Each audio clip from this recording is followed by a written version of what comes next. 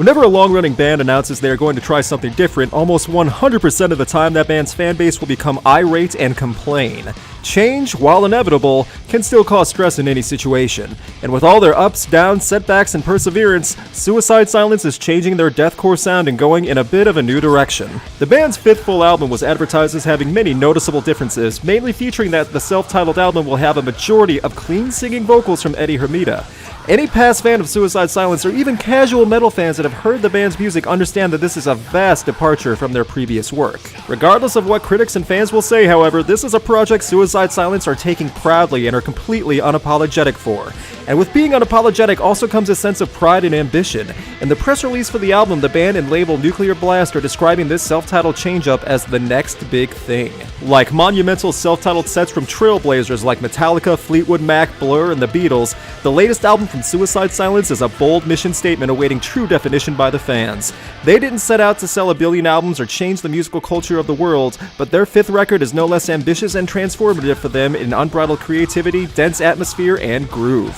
For any band to compare their own self-titled album to the likes of the Beatles and Metallica is beyond bold. And to back that statement off was the first released single entitled Doris. Ironically, the first song to debut the new mostly clean singing album turns out to be arguably one of the harder, if not the hardest track on this self-title.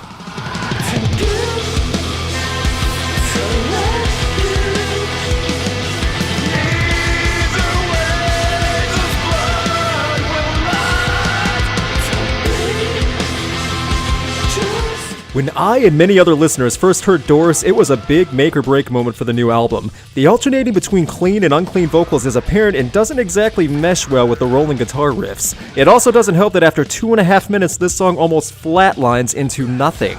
The constant speed changes over 4 minutes from loud and roaring to an attempt at melodic over the same guitar speeds, and then to a slam on the brakes quiet, make the song feel like a segmented mess. If they had chosen one of these three styles, then maybe it could have worked, but as for the first single, it doesn't. And unfortunately, this is a repeating pattern for most of the tracks on this album. I want to say that I do not think Hermida's clean singing voice is bad. I think it could work with the right music behind him, but the way the songs are structured on this album make it either awkward or absolutely boring.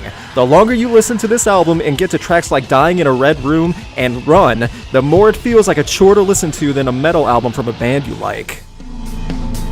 'Cause I'll run right towards you, and I will embrace you, in that you'll be there for me too.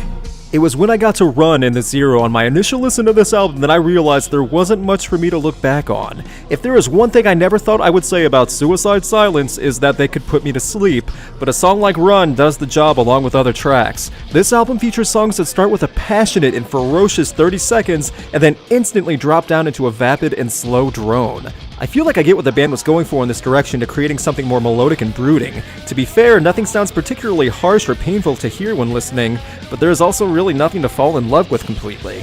There are occasional segments in select songs, but the rest is very plain and dull. Any attempt at an atmosphere or melodic sequence just feels lifeless. It's a great example of a mediocre delivery where a majority of the performances sound like they sat around and just went through the motions in recording.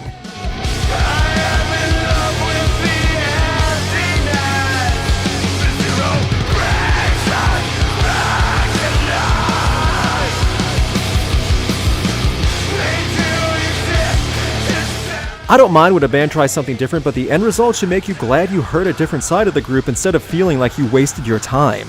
When each song starts off on fire and then crawls along for 3 minutes at the speed of a tectonic plate, you are bound to get tired of listening to the silence, no pun intended. Overall, while at no point does anything in this album sound truly awful, nothing really stands out as good either. Suicide Silence's attempt at a clean and melodic change in direction may turn away longtime fans and not even earn many new listeners in the process.